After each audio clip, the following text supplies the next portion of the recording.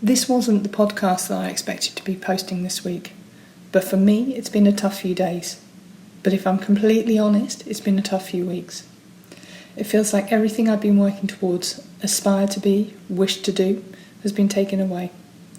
I know that I'm not the only person like this by any means, but it will probably surprise certain people. I've always been the one to organise everything, is the one of constant positivity, the most resilient, always happy to help someone else and do what I can to help with their problems. And people come to me when it's too much for them, but never the other way round. I'm struggling. I'm frightened. I'm lost. That's hard for me to say, but when I have no motivation to do the thing which I love, teaching, where have I got to go? This isn't just for me, though it's an acknowledgement of where I am at the moment. It's for others who are feeling the same. For me, it's a combination of all of the above and more. Lockdown, curfews, hormones, perimenopause, relationships, family and friends, and all the little things you don't even realise are sitting on your shoulders weighing you down. Your mental health influences how you feel, think and behave in daily life.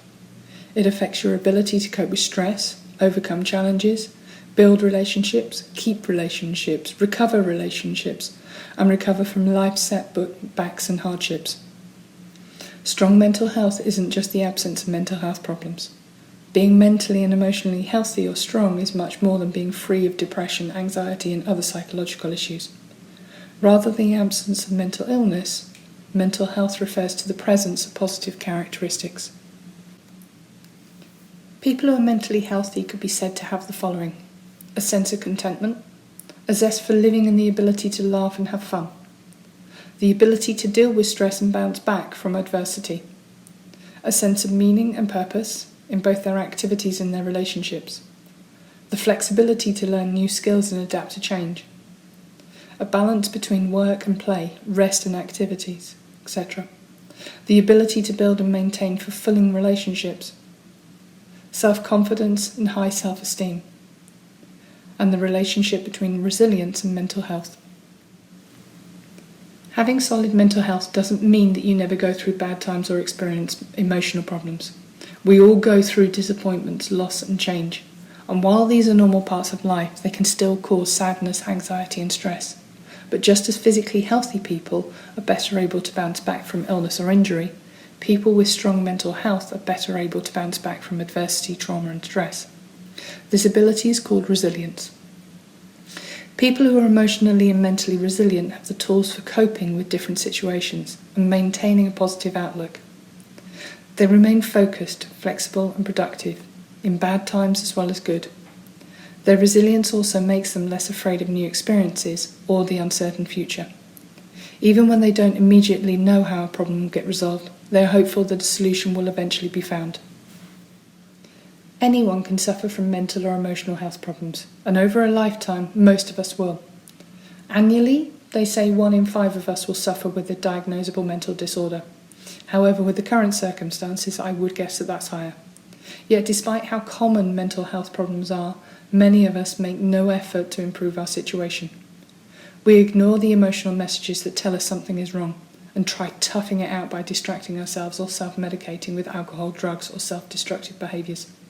We bottle up our problems in the hope that others won't notice. We hope that our situation will eventually improve on its own, or we simply give up, telling ourselves that this is just the way we are. The good news is that you don't have to feel bad. There are practices that you can adopt to elevate your mood, become more resilient and enjoy life more. But just as it requires effort to build and maintain physical health, so it is with mental health. We have to work harder these days to ensure strong health, simply because there are so many ways that life takes toll on our emotional well-being. Why are we so often reluctant or unable to address our mental health needs?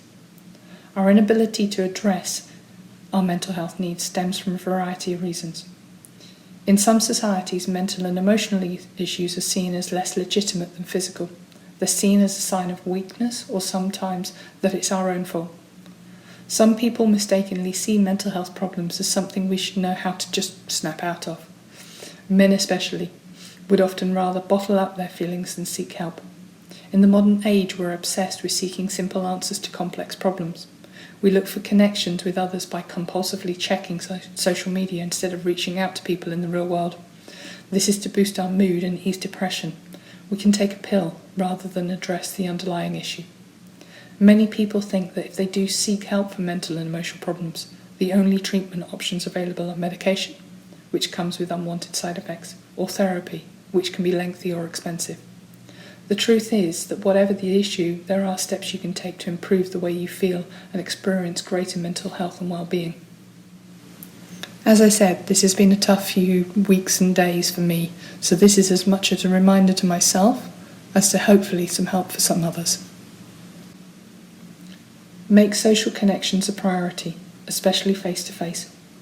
No matter how much time you devote to improving your mental and emotional health, you will still need the company of others to feel and function at your best. Humans are social creatures with emotional needs for relationships and positive connections to others. We're not meant to survive, let alone thrive, in isolation. Our social brains crave companionship, even when experience has made us shy and distrustful of others. Why is face-to-face connection so important? Phone calls and social networks have their place, but nothing can beat the stress-busting, mood-busting power of a quality face-to-face time with other people.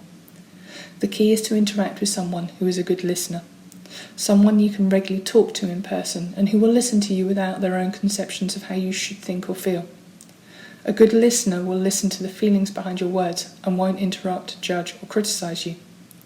Reaching out is not a sign of weakness, and it won't make you a burden to others. Most people are flattered if you trust them enough to confide in them. If you don't feel that you have anyone to turn to, there are good ways to build new friends and improve your support network.